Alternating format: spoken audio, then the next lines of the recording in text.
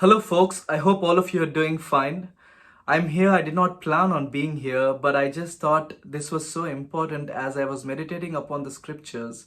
I was compelled in the spirit to present this person as a symbol of caution for you.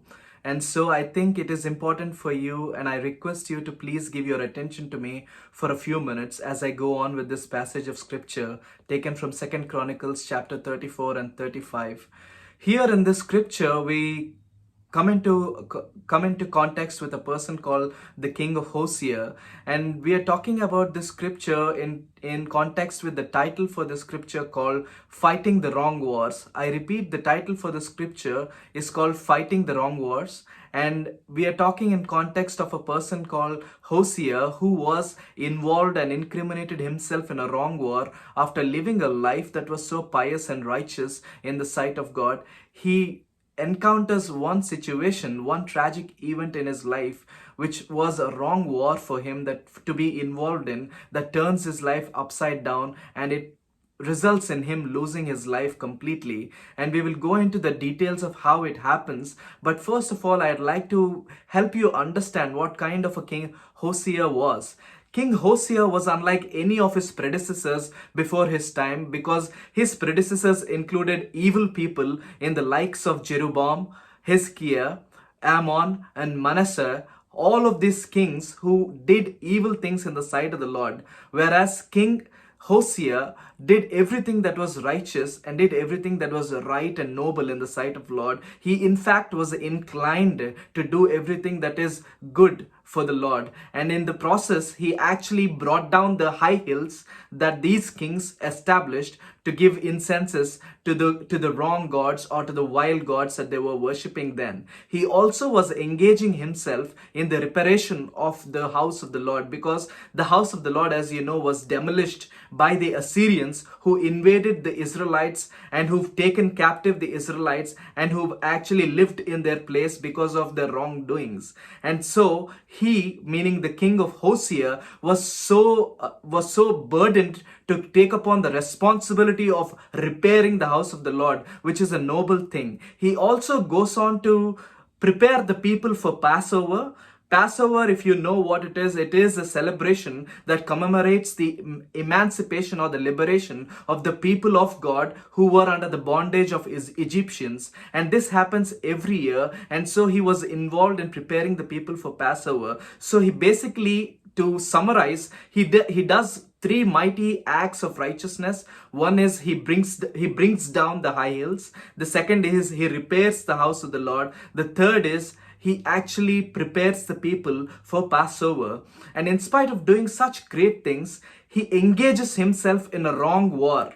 When I mean a wrong war, I mean a war that is not supposed to be fought by him. And we as humans, as people who are also in the world, we sometimes engage in wars which are not meant for us. And so that is why I want to take this message to those people who are fighting the wars which are not meant for them, who have to immediately disengage in fighting that war and to come out from the war and hand it over to God to fight the war. That was something Hosea did not do, that brought a downfall for him. And we will assess how the downfall happened and what went into the fact for him to fight a wrong war.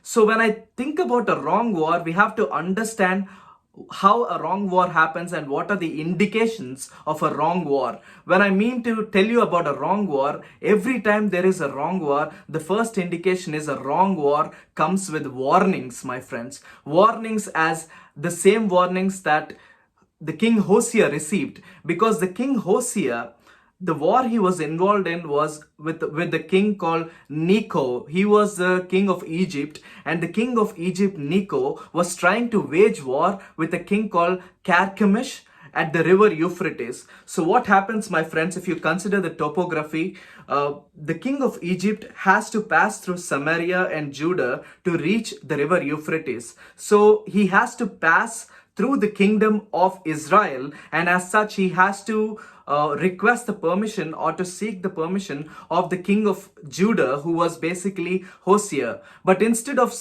giving him permission and collaborating with him, King Hosea tries to assert himself above above God, and he tries to fight and wage war when there was no war on the other side. He basically wants to seize that kingdom and proclaim himself as a king that is undisputed, which is sometimes the same things that we do, which is when there are things that needs to be left out and things that we don't have to engage our heads into, we try to do the opposite, which is try to incriminate ourselves into doing something to attain vain glory. So my friends, when you think about this, that's the first warning. That is the first indication for a wrong war. The first indication for a wrong war is warnings. Basically, a wrong war comes with warnings.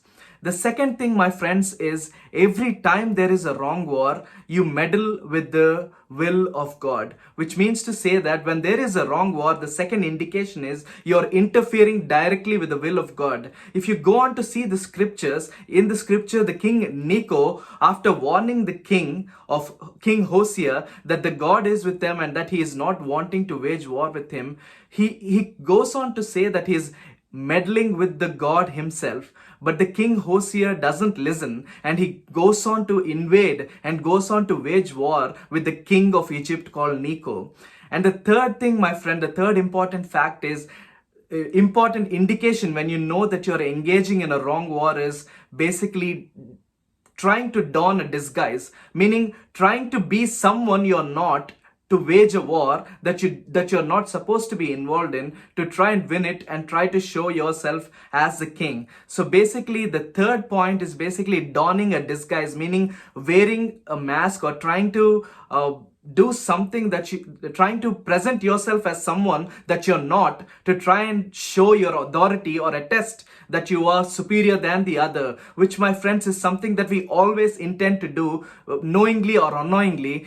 And that's the same thing, and that's the same trap that the king of Hosea fell into. He put on a disguise. So whenever, my friends, when you're trying to put on a disguise, or when you're trying to present yourself as a person that you're not supposed to be, that you're not the person, but you are trying to present yourself as another person to try and win a war, you have to understand that it is a clear sign for you to stop then and there and disengage yourself and to break out from the war. Because if you do not do that, you would end up in the same fate as the king of Hosea did. So the king of Hosea, despite warnings, despite meddling with the will of God, he also disguised himself to try and win the war. Let's see from the scripture what the scripture says.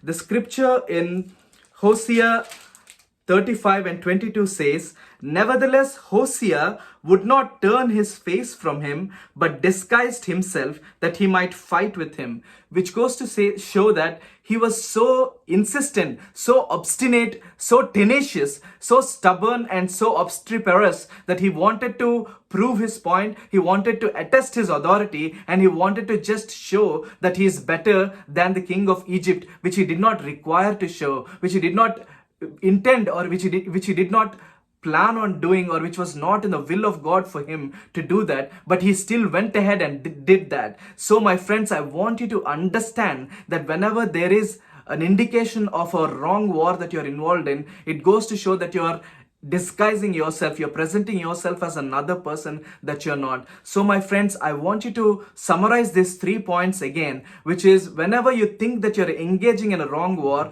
the first thing is there are warnings for a wrong war. The second thing is there is the meddling of God's will, and the third is the most important thing, which is you have to don a disguise or present yourself as someone who you're not. And I hope and pray that any of you who are under the sound of my voice do not engage in wrong wars that are not meant for you, because they are a waste of your time, waste of your energy, and more importantly, they result in a fatality, which is something that is not the will of God for you. And I hope and pray that this message serves as a warning, serves as a caution for you, so that you might disengage with the wars that you're not supposed to be involved in, and engage with the wars that you want God to be with you on your side on. And I hope and pray that this works wonders for you.